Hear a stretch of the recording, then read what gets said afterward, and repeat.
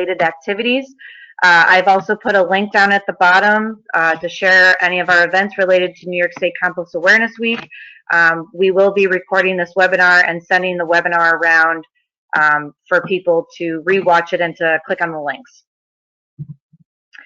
So these are some of the events that will be happening around this week. May 6th, we're going to have a DEC Facebook Live with Gary Filan on troubleshooting your compost file. You can see we have a few webinars going on May 7th. And May 15th, we'll have another Facebook Live video with Jesse Kearns doing a more basic how to compost at home.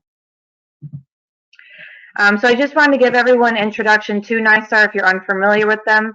NYSAR is a professional organization in New York State. As I mentioned, it is New York State Association for Reduction, Reuse, and Recycling.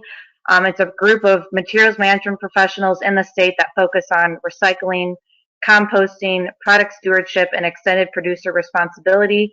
As you can see, there's numerous benefits to joining the association, and I've also put a link to membership if you're interested in checking it out afterwards.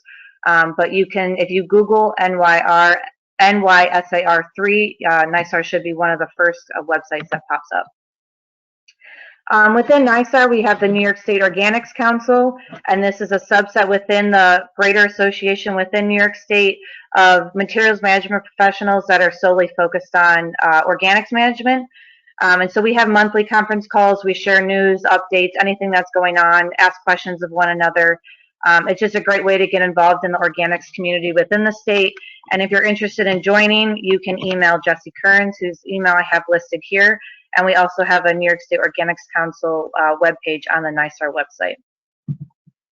One of the tools that we have created through the Organics Council relevant to today's webinar is the New York State Food Scraps Drop-Off and Residential Services Map. This is a Google map that we made recently trying to highlight all the food scraps drop-off spots across the state as well as residential services. This map is always evolving, so if you see that your food scraps drop-off spot is not listed or your residential service is not on the map, please contact us. I've put a link on the slide here that we'll be sending around, and you can send that information forward and we'll make sure to get you on the map. So first, I'd like to thank those who are joining us today for the webinar, whether you're just coming because you heard of the webinar or because you were planning on attending the 2020 New York State Organic Summit. For those of you who don't know, the Organic Summit was scheduled April 7th to 8th of this year, but it was canceled due to COVID. So this is our attempt in trying to bring some of the summit online into a virtual experience. So we have this webinar today, May 4th, bringing food scraps drop-off programs to your community. And this webinar will be followed by a compost chat, which is just going to be a 30-minute face-to-face experience using Zoom video. And it's going to allow you to ask the speakers any more detailed questions, as well as just kind of become accompanied with other people in the state who are working on food scraps drop-off spots. So we hope you can join us. We'll be sending the Zoom link at the end of the webinar. On May 7th, we have another webinar incorporating food scraps into yard waste composting piles. With that, we'll be talking about, with CET and BioCycle, talking about their community toolkit to do this. It's a toolkit for operators who are looking to transition their operations. And we'll also have James McSweeney, who is a composting consultant, and is going to walk you through more of some of the technical aspects of changing your operation. And on May 19th, we'll have Managing Wasted Food, Lessons Learned Nationally, and New York State's Plan of Action. This is going to feature Nora Goldstein from BioCycle, who's going to talk more nationally about what's going on and where New York State kind of fits into that picture with organics diversion. And then we'll hear from Sally Rowland from New York State Department of Environmental Conservation, who will be giving an update on the New York State food donation and food scraps recycling law. The last opportunity we have is expanding our networks and opportunities for collaboration. This is a survey that we have put together, and it's just, once again, trying to help recreate some of that collaboration that typically takes place at the New York State Organic Summit. Through the survey, you can list if you're looking for specific resources or specific partnerships or opportunities, and you can also list if you are available to provide a service. For example, let's say you're a consultant and you are able to design composting facilities, you can put that, and then we'll send the survey around to everyone, and your contact information will be in there. So ideally, it will help you pair up with others, with people that you can work with. So we have booked the 2021 New York State Organic Summit. It will be April 6th to 7th next year at the Albany Capitol Center in Albany, New York. We hope we'll see you there, and we'll also make sure to include a link for you to keep updated on information as it becomes available. So I just wanted to do this caveat. So while a lot is going on with COVID-19, today's webinars, we will be answering some COVID questions, but primarily these webinars are a way to plan for the future. With that being said, the United States Composting Council put on a really spectacular series of webinars of composting in the time of COVID-19. They've been kind enough to open these resources to everyone instead of just their members. And so while all the webinars have already happened, they recorded all the webinars and are currently up and available for viewing. So without further ado, we'll get started on today's webinar, Bringing Food Scraps Drop-Off Programs to Your Community, which will feature Emily Bachman, Grow NYC, who will also be the moderator, Susan Attridge from City of Buffalo, and Patty Caparelli and Linda McKay from Rye Sustainability Committee. And like I said, this webinar is sponsored by Nova Products and Casella Organics. And before we get started, we will start off with a few words from our silver sponsor, Nova Products.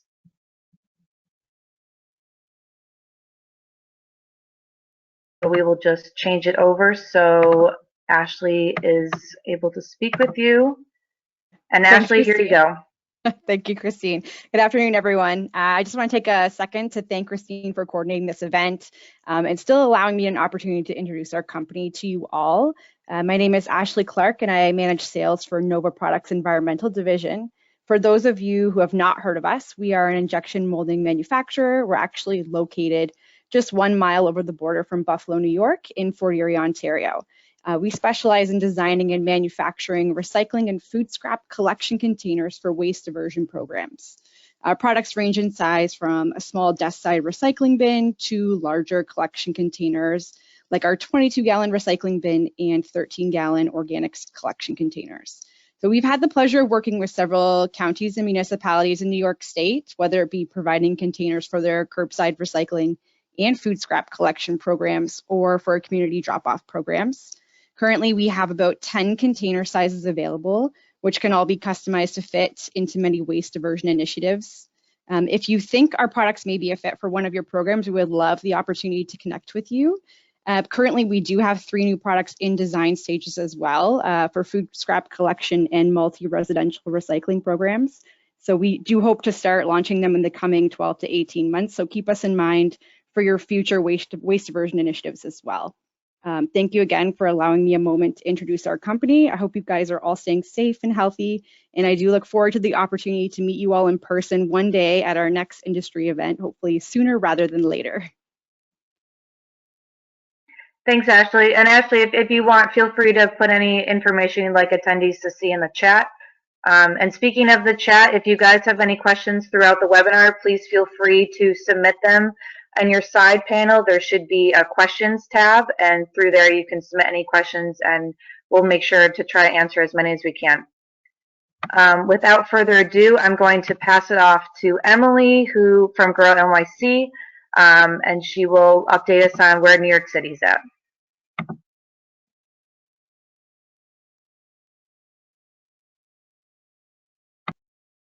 Okay. Preview. Okay, I think I'm in. Yep, we can see you. Great. Okay. Hi, everyone. So I'm Emily. I have been the Compost Program Manager at Grow NYC for the last 5 or so years. And before introducing Susan, Patty, and Linda from Buffalo and Rye, I'm just going to give a quick overview about food scrap drop-off sites in New York City. And I'm going to move really fast through these slides, but they'll be available later. I also just want to note before I start that everything I'm presenting on is currently on pause due to COVID-19. So I'm talking about the programs that we've run in the past and that we hope to run again very soon.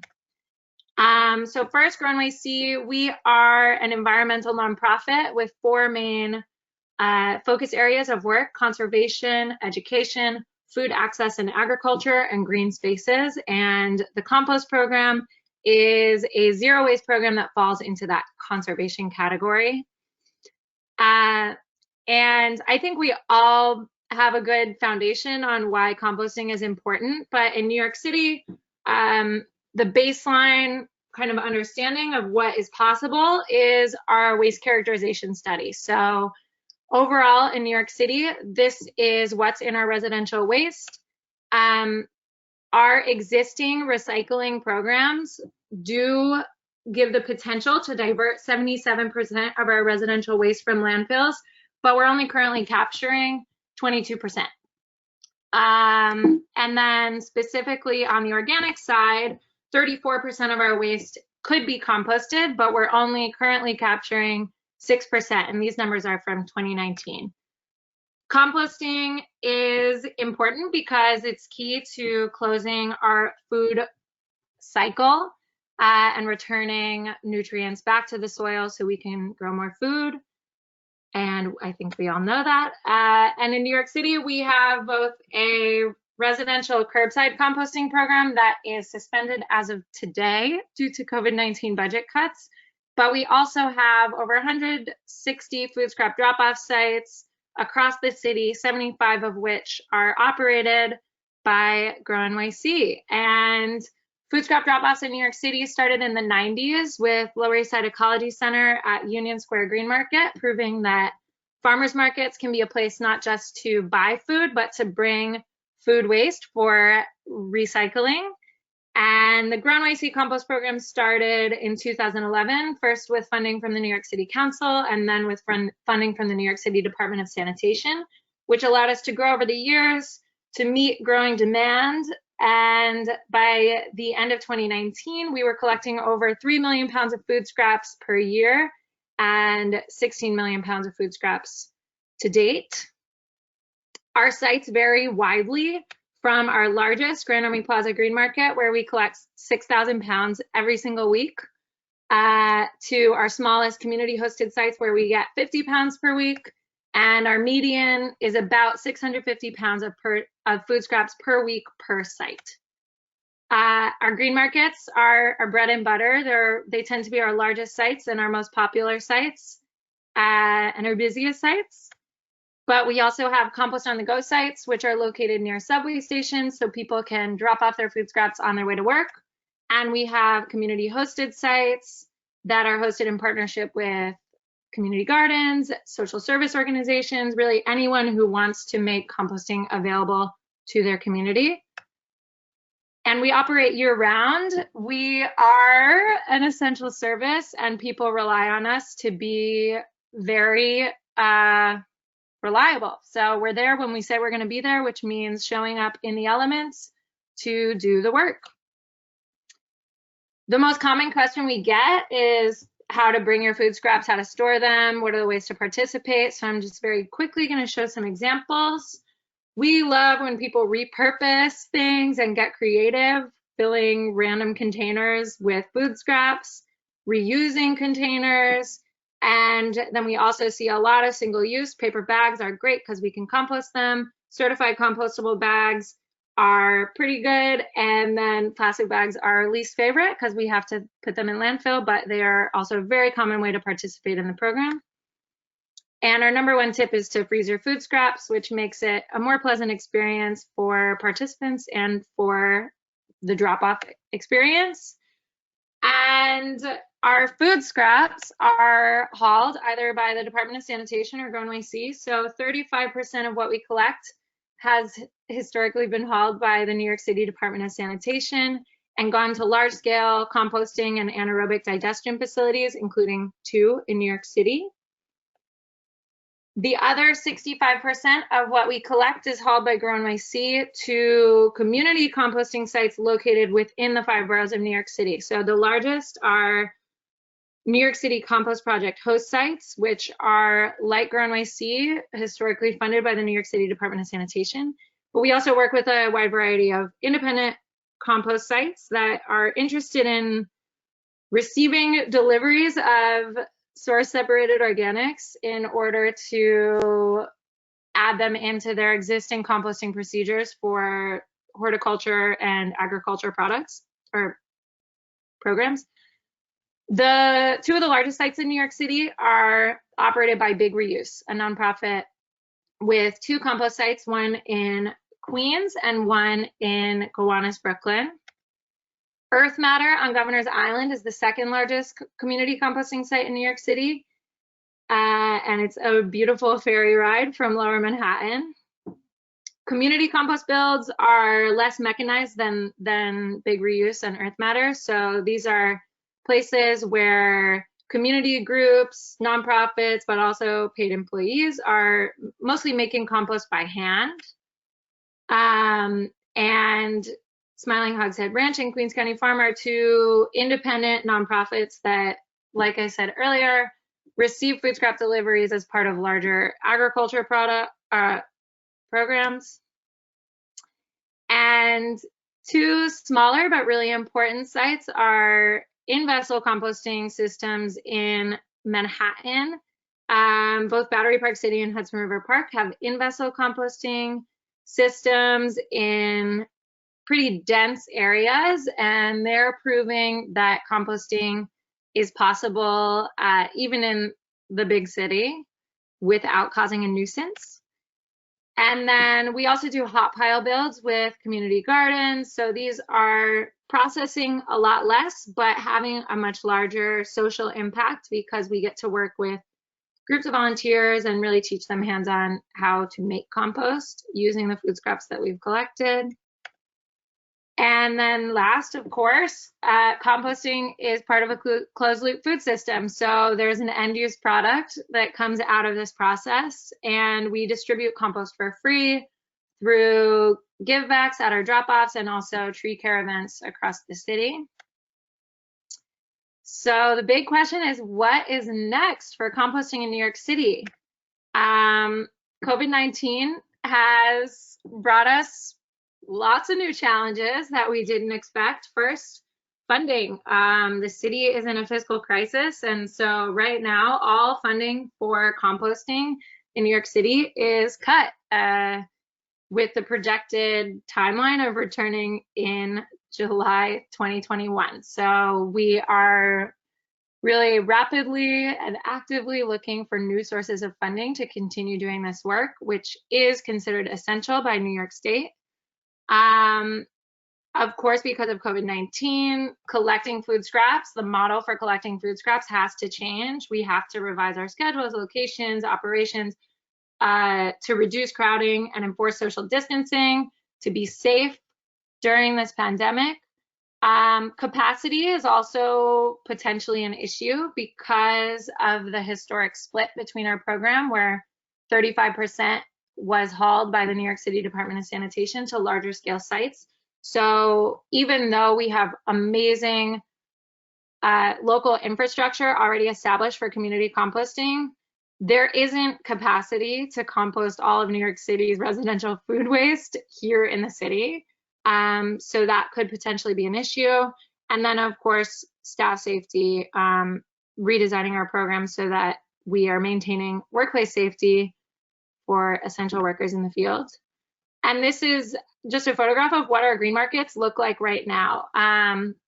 So Grow NYC is one of our main program areas, like I said earlier, is food access and agriculture. We run over 50 green markets in all 5 boroughs of New York City, and they are deemed essential by New York State, but we've had to completely redesign them in order to be safe during COVID-19. So all of our markets are full of lines like this with people standing 6 feet apart, and everyone's wearing masks, and everything's kind of changed. So COVID-19 also means we're not just talking about going back to where we were, we're talking about re-emerging in a different way. And the most exciting thing about this conference or this panel is talking about how this type of program could be replicated in other communities across the state. So my main tips for replication, based on my experience here in New York City, are first, if you build it, they will come. People love composting and they want to do it. So I've never had to worry about low participation in my experience. Second, diversity is important for resilience. So diversify your funding streams, your processing sites, and your collection models so that you can bounce back from unexpected stressors like COVID-19, for example.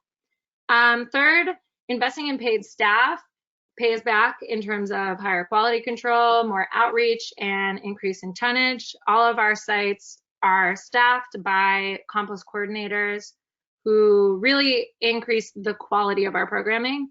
And then fourth, document both quantitative and qualitative data by tracking participants and tonnage and gathering photographs and stories so that you can share stories about the programs that you're doing and advocate for them for their growth and their replication like I'm doing right now. So that is it. I think I'm going to take a couple questions now. Yep, we just have time for one or two questions. If you could speak quickly to the types of contamination you guys see in your drop-off programs or in the residential program, and if there's specific things that you guys do not accept.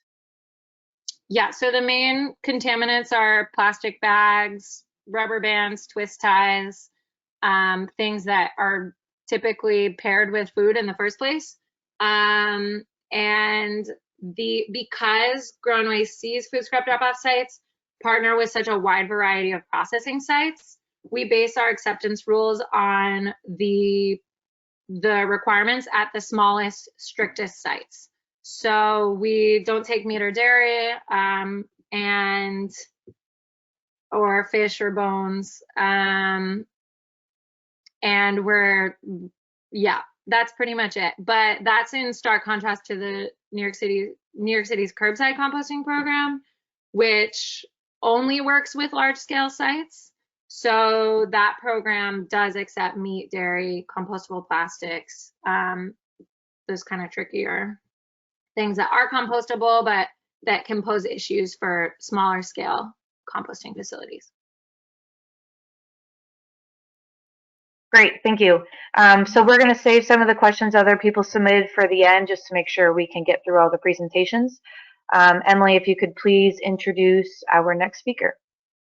Yeah, so our next speaker is Susan. Sorry, I'm pulling up her bio. Susan Attridge, who's the Director of Refuse and Recycling for the City of Buffalo. And I'm going to hand it over to her. And this list has gotten very long because there are so many people here.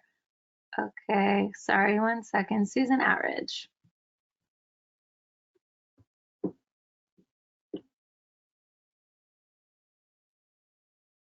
Mm-hmm.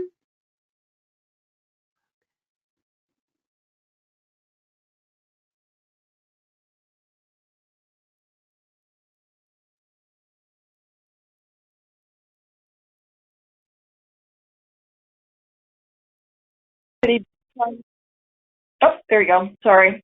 Hi, I'm Susan Attridge. I am with the City of Buffalo. I'm the Director of Refuse and Recycling, and I'm very happy to be following New York City because it is because of New York City that we have our program. We did model it and tried to replicate it, but as you're going to see, it's a much smaller scale. But I think that will hopefully help some of our other smaller cities out there that are trying to figure out a way to do this economically. Well, I shouldn't say I'm doing it economically. A way to do it. So the City of Buffalo, when I came on board in 2013, one of my tasks was to look at our waste stream because there hadn't been a solid waste management plan since the 90s, and help the city increase its recycling diversion rates to the national average, which was 34% when EPA came out with that report. Part of that was we did hire a company called Municipal Solid Waste Consultants to prepare for us a comprehensive recycling analysis. And part of that was doing an actual physical waste characterization study. It was only a week long, so I wouldn't say 100%. It's reflective of what we're actually producing, but it's the food waste component was 14.4% in our waste stream, and that does mirror an EPA report that came out in 2013 of 14.6. New York City just spoke about their food waste percentages, which was 21% in 2017, which also makes sense. So I think we can pretty safely say that that's the composition of our combined municipal solid waste, and this is residential and construction industrial. So what the study also showed us is that after, this is what we generate, but after all is said and done, we have 13.2% of food waste in our remaining garbage, which is almost 12,000 tons of material. And, even though y'all, you know it, but once you really know it, now you have a number you can go after.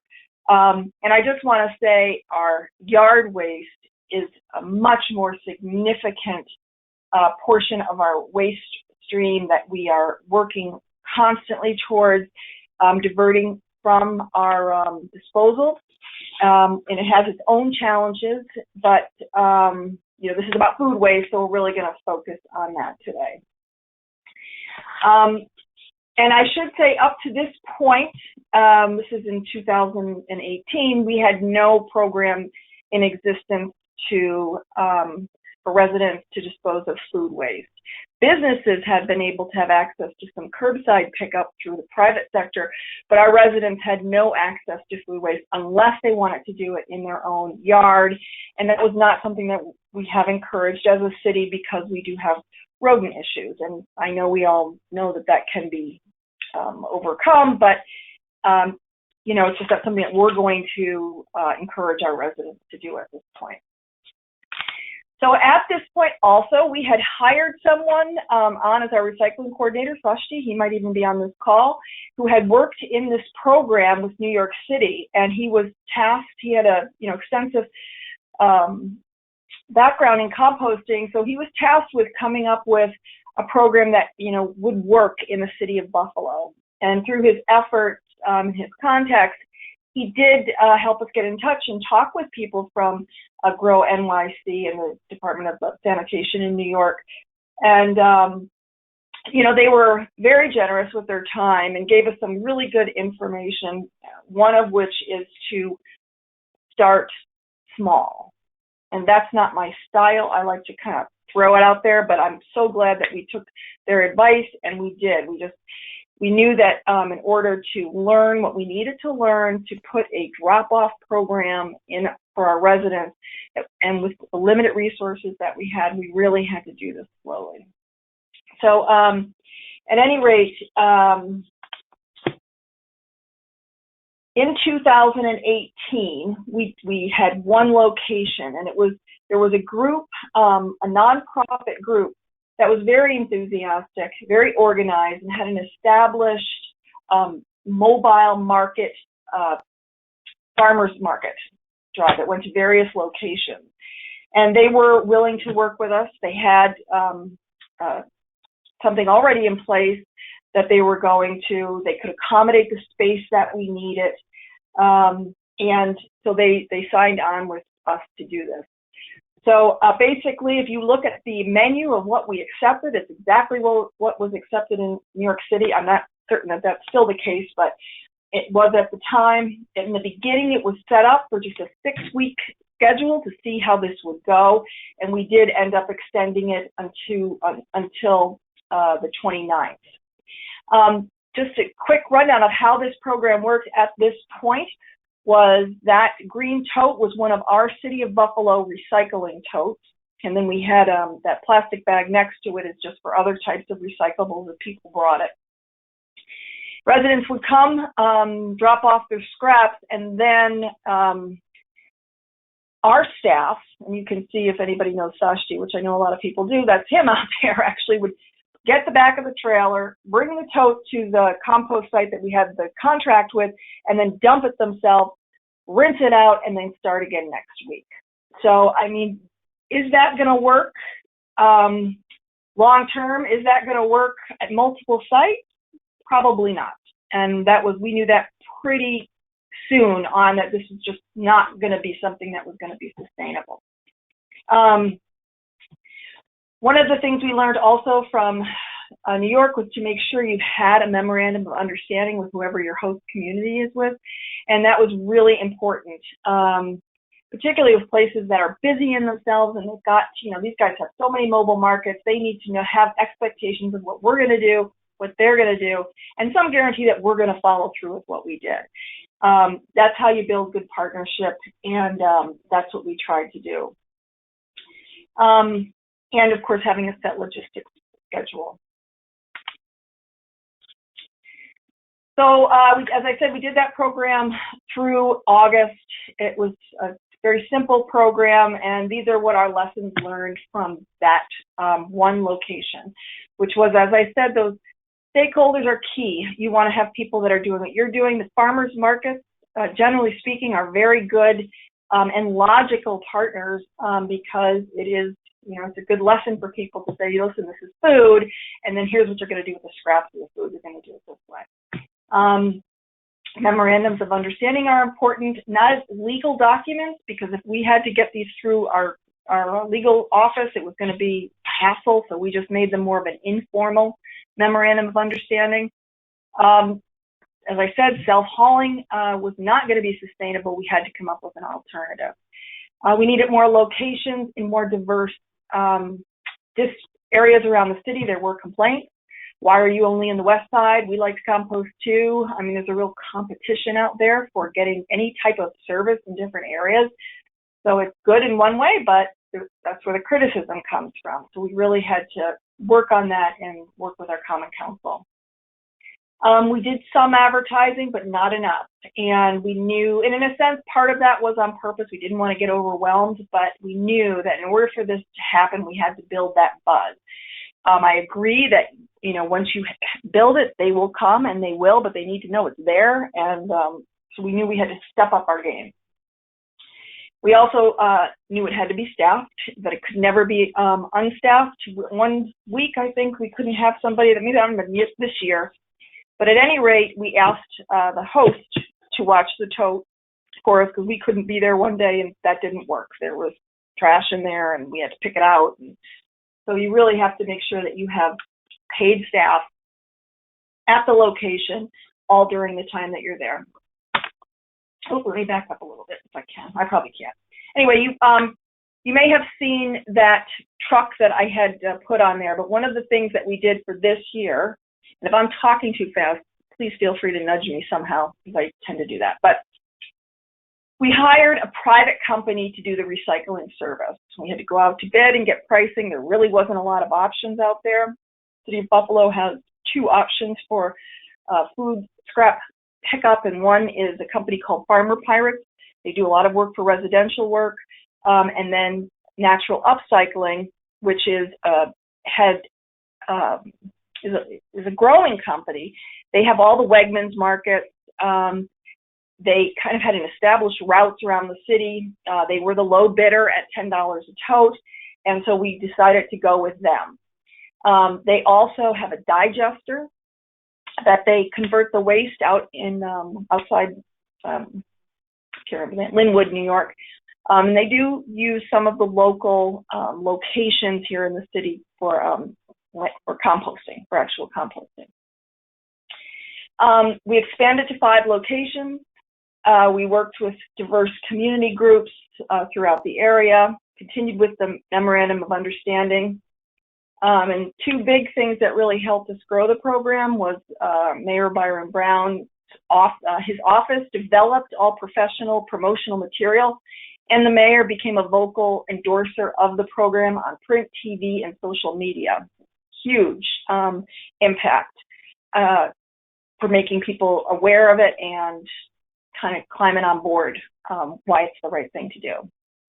The other thing that we did was we gave out food scrap collection buckets and compostable bags. I know they're not great, but people like them because then it just take the little bag out and you put it in, and people love free stuff. So that really did help participation. oh Lord, I'm never going to be able to go back. Oh dear. Oh, yay. So these are basically, this was our, all of our promotional material.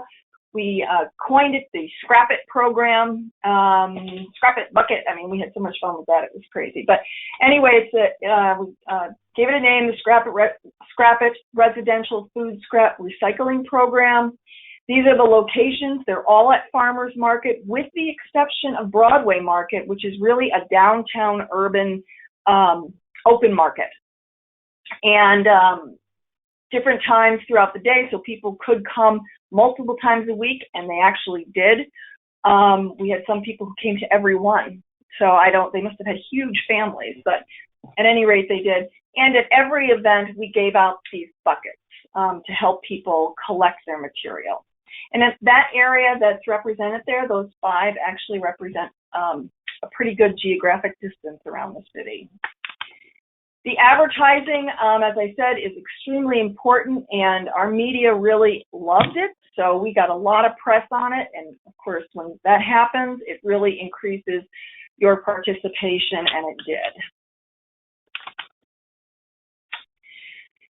Once this program was over, which was scheduled to be over in September, once the farmers markets were done, you know, we already started having a lot of concern. You're going to cut us off. What are we supposed to do now? And so what we did was we worked with some of the existing markets to let us stay through the end of October. And then we also got a new partner, which was Tops Friendly Markets. And that was really a good one, so we could see how would that work if it was not in a farmer's market, if it was rather in a store. And it had somewhat success. I mean, we really educated people. I don't know why I'm yelling at that woman in that picture, but people were really, it was a good place for us to get the information out for next year, and we are going to do it there this year because they have asked us to, so we will. You know, we'll look at some data more because it was really only a month.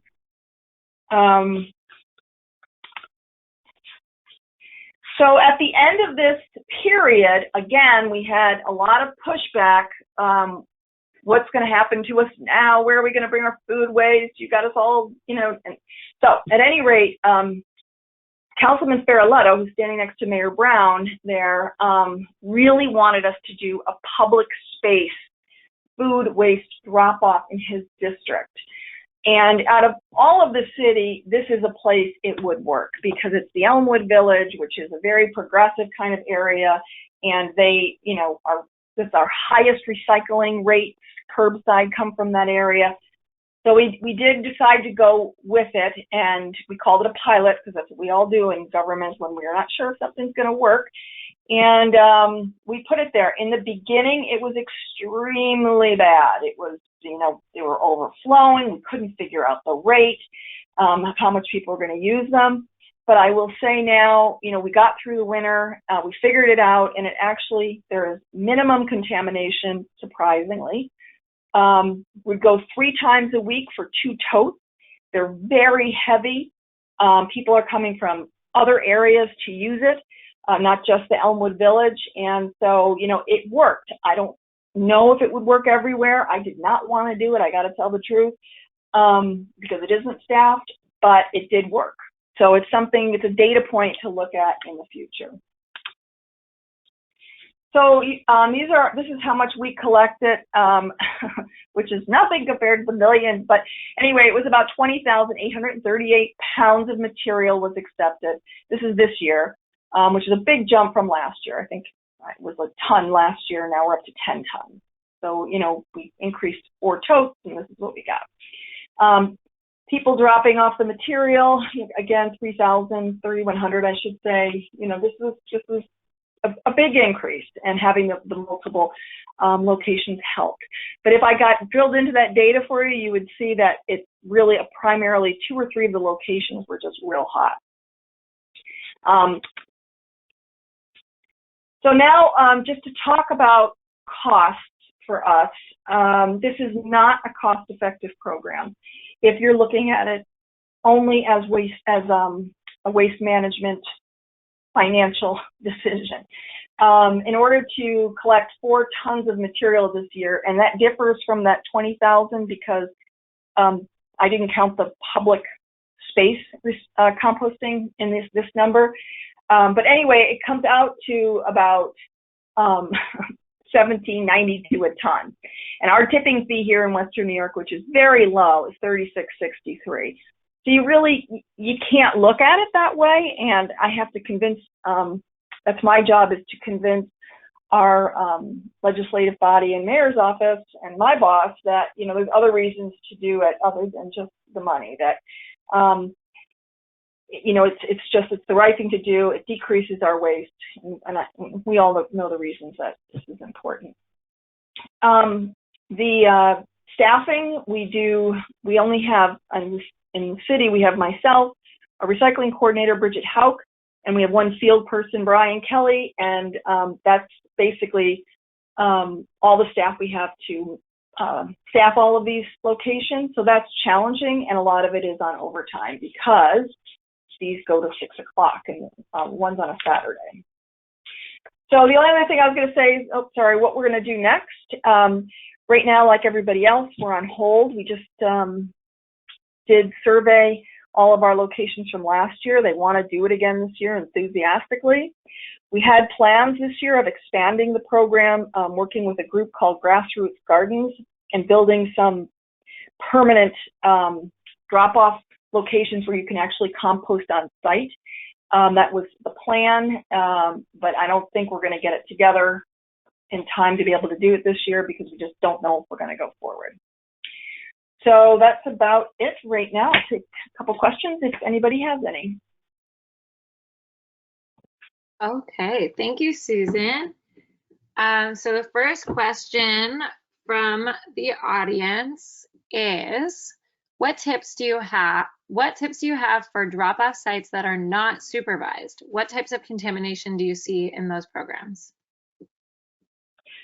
Well, from the experience that we had,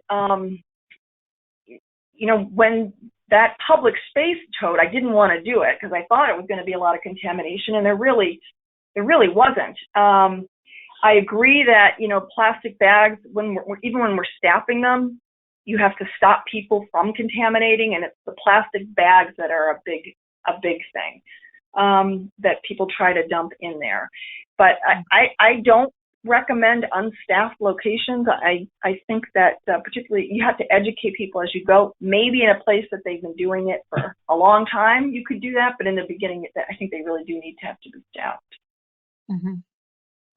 Okay. So that's actually the only question we're going to take right now, but please continue submitting your questions in the question feature. And I'm going to go ahead and introduce 2 folks from Rye, New York, who are going to talk about their food scrap drop-off program. So Patty Caparelli serves as chair of the Rye Sustainability Committee and oversees a Buy Nothing group in Rye.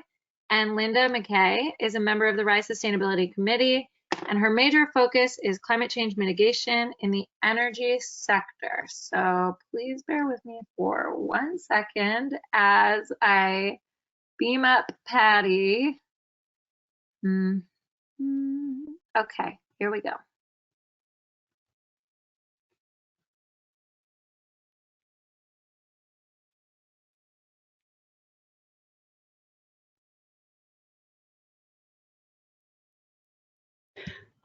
Hi. Okay, can everyone hear me? Yes, you're good. Great. So yes, this is Patty Caparelli, and I'm going to be presenting the City of Rye's food scrap recycling drop-off program with Linda. Our city has both a limited curbside program and a drop-off program. You'll hear a little bit about the curbside program, but we're going to focus on our drop-off program today. It was great to hear about both New York City and Buffalo's program. Our city is much, much smaller than those cities. It's less than 6 square miles, so our program is run quite differently. We only have 1 drop-off site. But similar to New York City and Buffalo, we have residents that love this program. It's a feel-good program. It's low cost, It's not labor intensive, and residents want to feel like they're part of the solution and making a difference, and this program gives them that.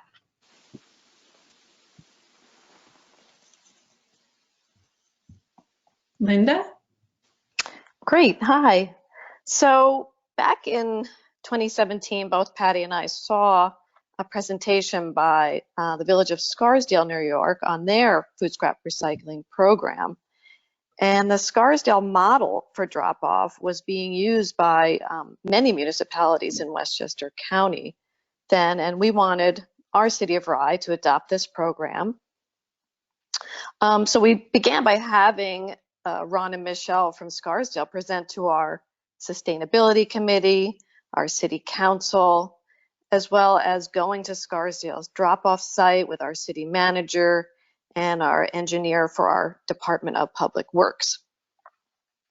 And in Rye, our city schools, we have 3,421 students already have food scrap recycling in the cafeteria, so they were really, ready to take this on. And so our city has really embraced many sustainability measures, which qualified us for a New York State Clean Energy Community Grant for $5,000 through NYSERDA. And we used that for our food scrap recycling 6-month pilot program. So in March of 2019, our city of 15,000 launched our food scrap recycling program, and it was open to all of our 5,400 households with 2 components. As Patty said, we had the curbside pickup for 156 households, which we had online registration for, and it was really open first to the households who responded to interest on social media. We had an outreach and they provided their email, and it was a fee of $1 a week for the 26-week pilot, and so that helped offset the costs as well. So we have a wait list for pickup because everybody here seems to like that. So it's about 218 people as of November 19th waiting, but all the spots were taken very quickly, 48 hours. But the drop-off was available for everyone else.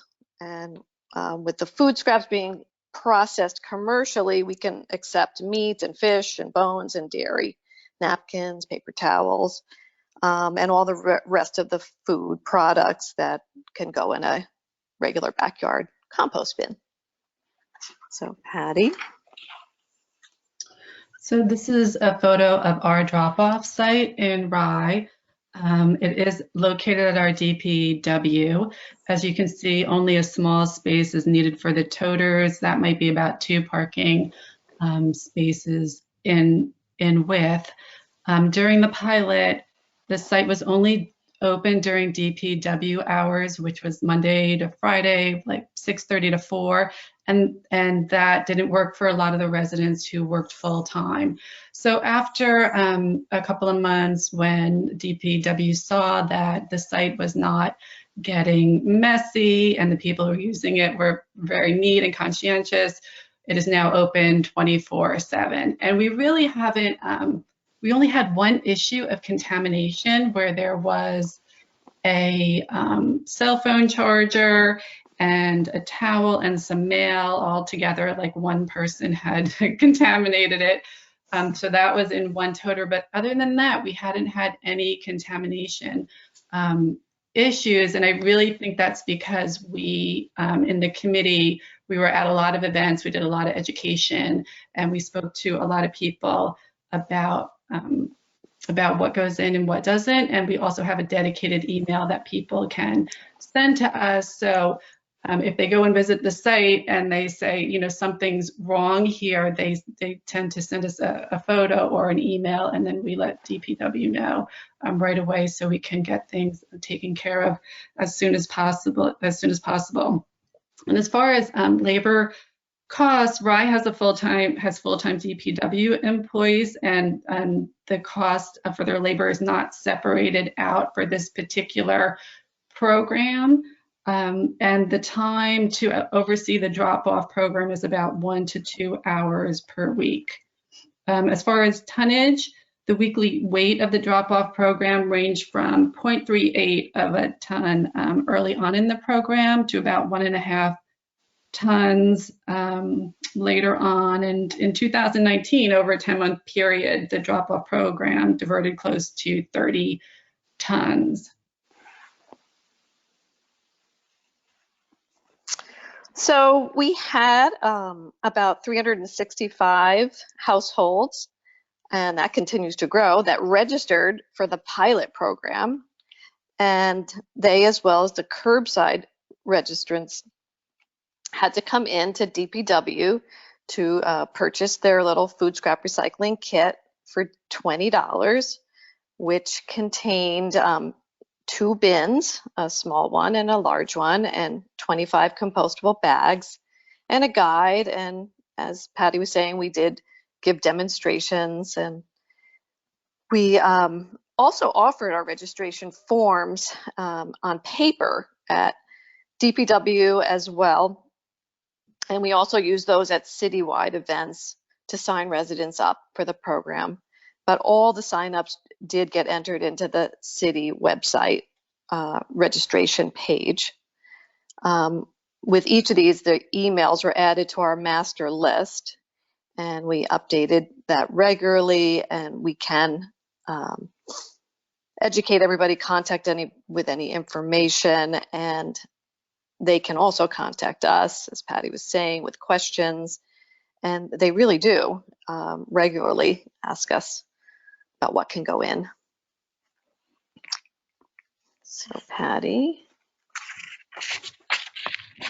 So our DPW transports our scraps to a private carter weekly. Most municipalities have, have carters collect their scraps from their drop-off site, but because we had a combination curbside and drop-off program, that wouldn't work for us because the curbside program was already, had the food scraps in the truck. And lucky for us that our carter is only 1 town away, so it's a quick ride for them to bring them and drop off the scraps. So our food scraps, they're combined with scraps from other municipalities and schools, and they're hauled to the Ulster Organics Recovery Facility, which uses the extended aerated static pile method of composting. And both Linda and I, we took a trip up to Ulster and with one of the city council members so they could see where the food scraps were being delivered. And then we also took home some compost with us. So whenever we have outreach events, we can show people right then and there, like, this is what your food scraps are going to turn into.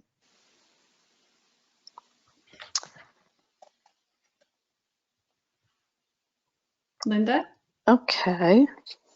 So here's our toters, and this is just the configuration that they use in Scarsdale to contain odor. But in Rye, we really have just 2 rows, 5 toters in each row, and we don't move them around like they do.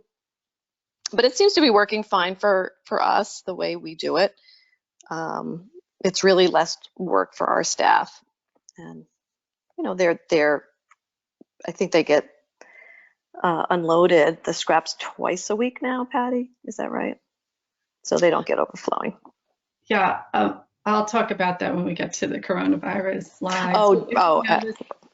From these bins, they're specifically organic toters. They have the thicker walls. There's a latch on the lid. There's a sealed tip bar. It's a different color. And so this slide shows the rotation system used by Scarsdale. And the idea of it really is that you don't have a resident going over and opening up every single bin until they find one that is empty enough to put their food scraps in. So once the bins are full, they're put in the back, and so it leads to less odor coming out. All right, Linda, you want to talk about the expenses? Yes. So the city purchased 400 of the food scrap recycling kits, which we actually sold out of, and we sold them at cost for $20. So it was reimbursed.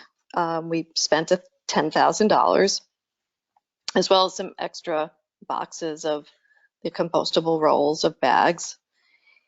And we had to purchase the 10 96-gallon toters for the drop-off site, and that was like $1,250.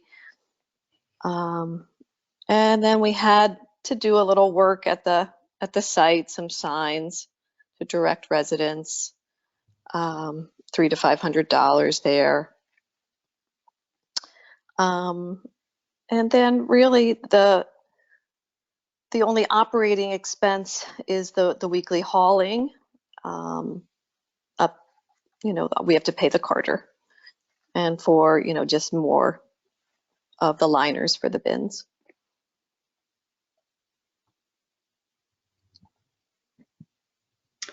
So community outreach and education, yeah, it's really important to let people know about the program, and a lot of times people do not know what's going on in any community.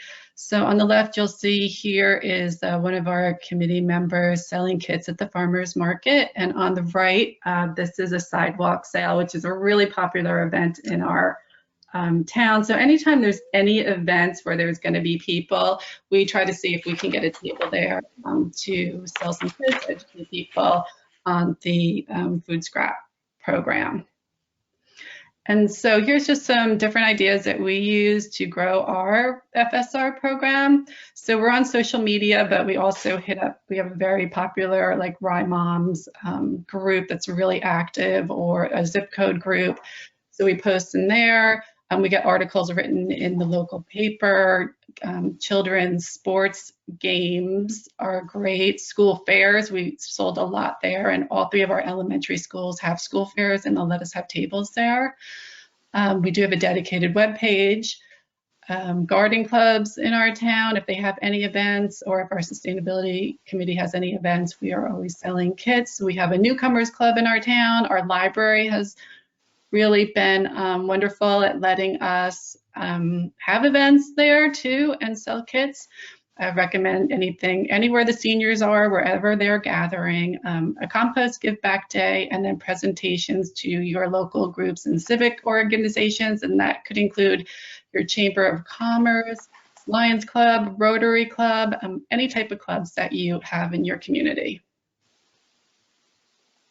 So once a year in the spring, Scarsdale buys the compost from the Ulster facility to give back to the residents, and all residents are actually invited to take free compost as a thank you and as a way of promoting the wonderful end product of the food scrap recycling program. And we were hoping to do the same thing, but we have had to postpone here in Rye, as all the other municipalities have, due to COVID-19, unfortunately. Okay, so due to COVID-19, our DPW, as other DPWs, now has limited staffing. And also our trash services have changed from 2 times per week trash pickup to only 1 time a week. And our food scrap curbside program is temporarily suspended as well. And since the change in these services, I think there's been a little bit of confusion in the community, because you can bring your trash to the DPW, where before you could never bring your trash. And so we have found people's trash in our food scrap bins. But luckily, we did have a resident who saw it and reported it quickly, and it, got moved out before, it got squashed down and we didn't see it. So as you can see on the left, our toters are now overflowing, and we have to make more trips to the carter, because people are cooking at home and creating a lot of food scraps, and they no longer have their curbside program either. So Rye has had to put in another order for more toters. And then you'll see on the right, one of the kids in our community made a little sign there, painted a sign that said, "Please keep trash out of our beautiful compost bins."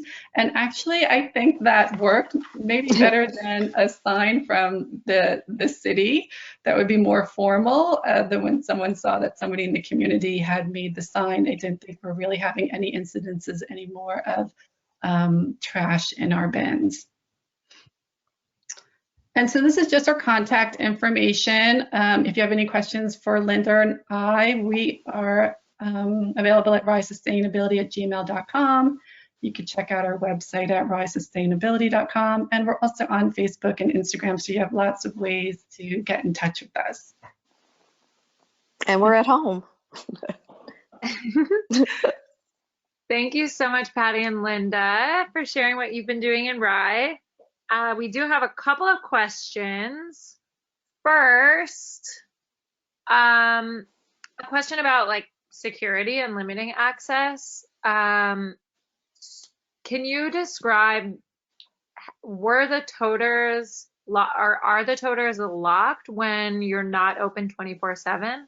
Or what kind of limitations do you guys have on access? So when we first opened, it was put behind a fence and the gate was locked.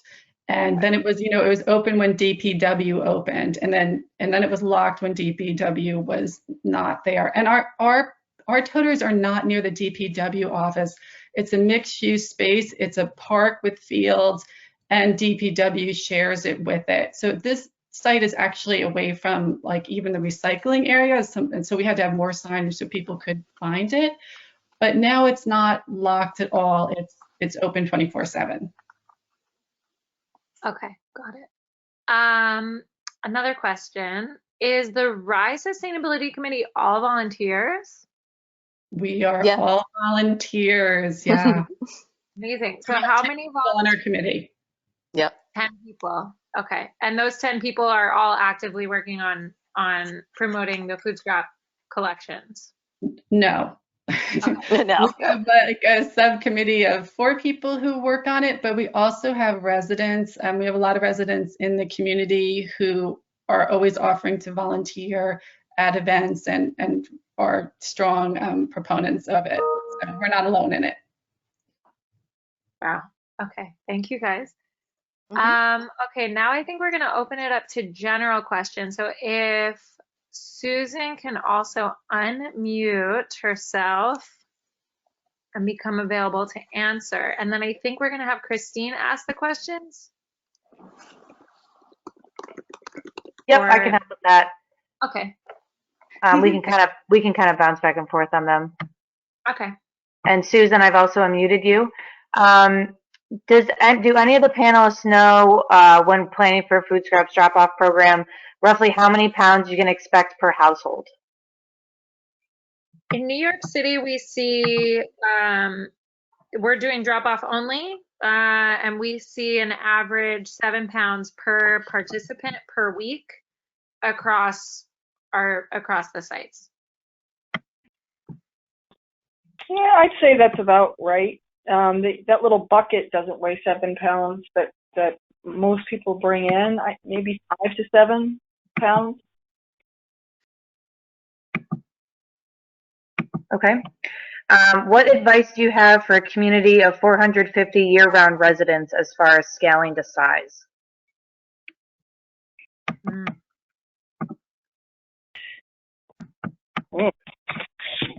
I would be so happy.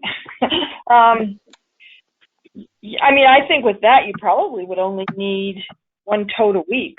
And I don't know where that 450 is, and I don't know if you're going to self-haul, but that probably, would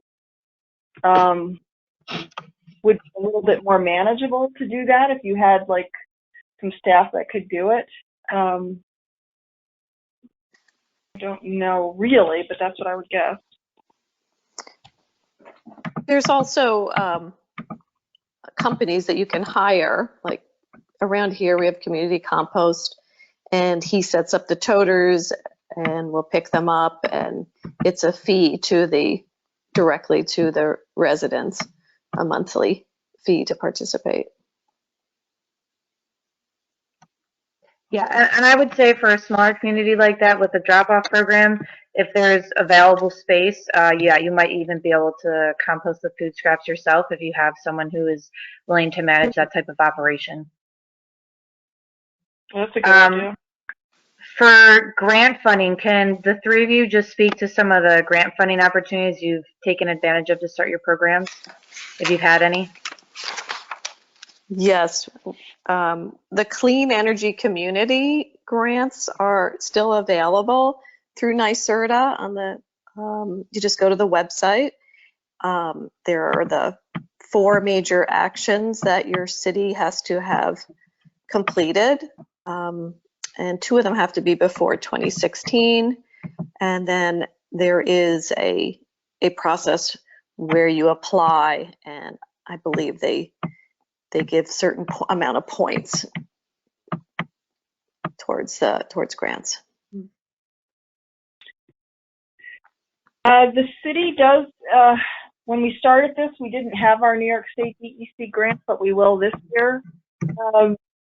But as part of our private contract for curbside recycling and processing, we do get grant money, and that pays for all of our outreach material. So that's basically what covered this cost. And then the New York City efforts, both their strength and their weakness is that they've always been fully funded by the New York City government. So yeah, I guess we're really just beginning to think about how to pursue outside funding based on the current fiscal crisis. And can the 3 of you also talk about the transition from food scraps drop-off programs, if you think that helps support a residential curbside collection program?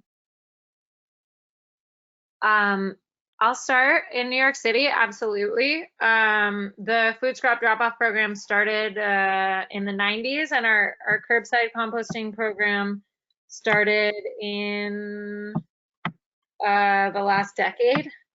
And both really started small and then grew over time. So I think everyone on this panel has made that point to start small. In New York City, food scrap drop-offs definitely proved that people were willing to sort of separate their organics and to go out of their way to bring them to what started off as pretty inconvenient, limited number of sites. And then that really laid the groundwork for the curbside composting program and for expansions of opportunities to drop off.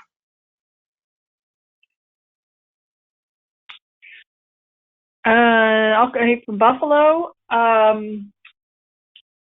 don't think you're going to see curbside food waste pick up in Buffalo for a long time. We don't have the infrastructure to do it ourselves. We don't have the finances to do it. I mean, it would have to be a substantial grant. And I have on a couple of times talked with a couple of places.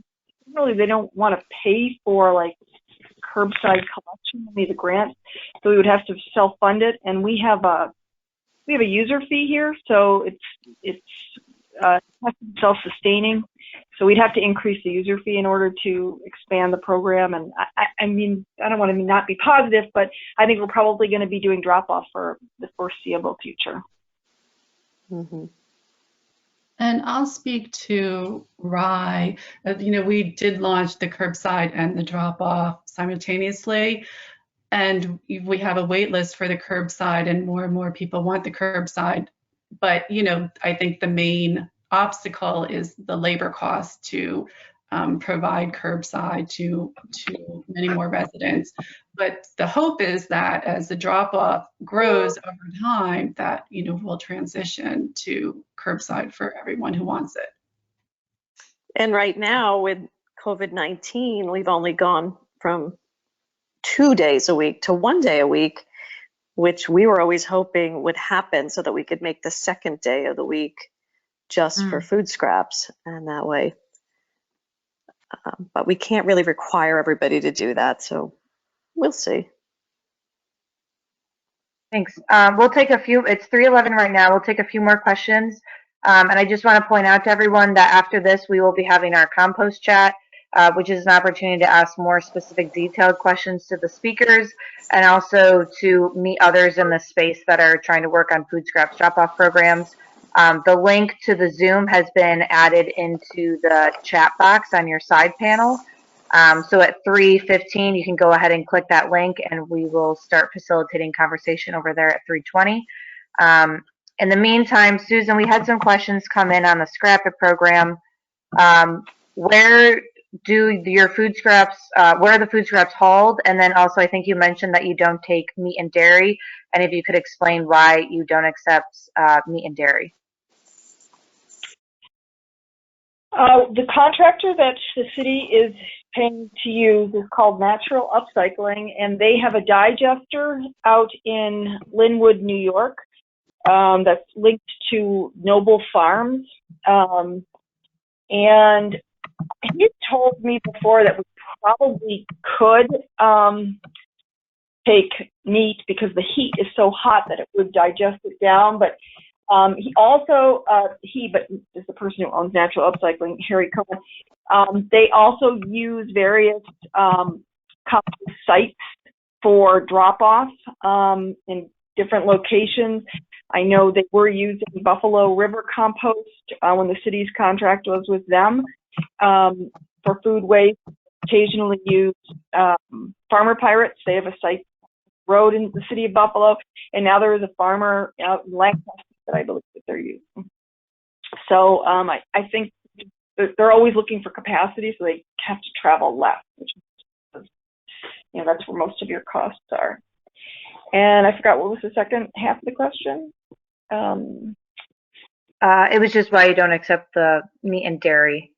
Oh, meat and dairy. Yeah, so we don't, because if they're not our contractor, I don't want to re-educate everybody, because most places, unless if it's a compost site where you're burying the material, turning it, I don't know anybody who will take the meat. I think digesters can do it because of the heat that they can control a little bit better. So anyway, that's why. Thank you. Just looking through some of the questions here. Another question for Buffalo. So you had mentioned a low price per ton for landfilling and a higher price for the composting. And do you see increasing participation as a way to kind of combat that, and just how you'll kind of work through those economic challenges moving forward? Yeah, I think we have. Yeah, those totes, the majority of those totes, and we pay per tote, so it's $10 a tote. And which sounds really cheap, but when you're doing a couple of totes at each location, it adds up pretty quickly. What would save is the staffing. So if we could figure out a way to do these things during staff, regular hours, I think that would help our costs. It wouldn't be quite as much. But I think as long as if participation increases, we're going to increase that $10 a ton cost. But with the same staffing. So yeah, I mean, I don't know if it would ever, offset it completely, but it would help. I think there's always going to be a cost, but until we, no matter what, I think there'll always be a cost to it. But, as we've all learned in recycling right now, there's a cost to that. So, we always justify recycling. Well, you save money by recycling versus disposing. Well, that has ended up not being the case anymore, but we still should do it. It's the right thing to do. So it's just kind of keeping those costs contained as much as we can. Great, thank you. And the final question we'll end on here is speaking to potential revenue streams realized from the finished compost. So Buffalo goes through Natural Upcycling. So I assume that you guys are not involved with the finished compost product at all, and same goes for City of Rye. I guess, does anyone have anything that they have to add with the finished compost? I know some of you do the compost giveaway programs. This is Emily from New York City. I think making the finished compost available to participants is important. And then the question of whether you're giving it away for free or selling it as a revenue source really just depends on your funding model. If you're a publicly funded program, then you're using taxpayer dollars to collect the food scraps and to pay for their processing. So it makes sense to give it back for free. So that's what's been the case in New York City thus far. but I know that small community composters that are serving private industry are selling compost, and particularly right now with a lot of people wanting to be growing their own food. I know that small composters across the country have seen a major increase in sales to individual residents. So it's definitely an opportunity. Great, thank you. So thank you everyone for joining. Oh, sorry, what was there one last comment? Oh, I was just going to say we do give it away to the residents. So as part of our yard waste program, we do have another contractor, and they do have compost available for our residents, and it is very popular. Great. So thank you everyone for joining the call today. In the chat, you'll notice that there is a Zoom meeting link if you'd like to participate in the compost chat, which is face-to-face. If not, we will sign off here and we will send out the recording of this webinar as well as the PowerPoints. So thank you once again for everyone for joining. See ya. Thank you. Thank you. Thank